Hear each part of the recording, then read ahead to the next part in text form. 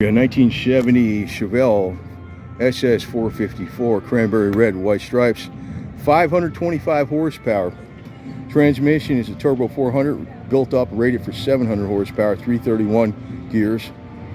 Coated digital gauges, US mags, front wheel, uniroyal tires. Let's take a look. See, he's got a fuel pump. He's got a fuel pressure gauge up in here. You know it's a carburetor. It's got the electronic choke. It's a carburetor. So it's got the standard HEI ignition. No computer stuff.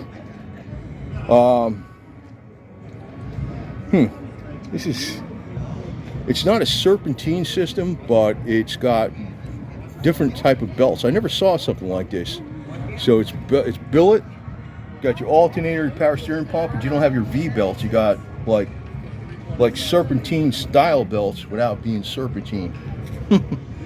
I never saw it set up like that. And you have your dual fans on aluminum radiator. Stays nice and cool.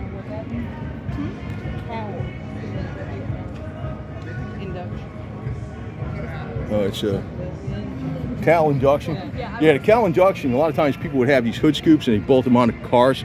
And actually what has happened was you would actually lose airflow into the carburetor because the air was going over the hood. And if you put the hood scoop in the front, it was actually acting like a vacuum pulling air out from underneath the hood, believe it or not. Because the hood air would go over it and it would suck the air up out of here. So it was depriving the engine of oxygen at really high speed. A lot of people thought it was doing it. It looked like it would do the opposite. So the Cal induction allows the air to come in the front and it exits the back of the hood. So that gives it a lot more cooling power over the engine at higher speeds. You take a look around the other side with the Dakota instruments. You got your bucket seats, your headrest. That's like I said about like in 69, 70.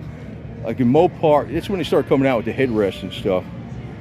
A lot of people thought, well, no, really super safe. Way before airbags and junk and, you know, harnesses and stuff. I mean, shoulder belts and stuff. As soon as you had headrests, they were like, whoa, that's real safe.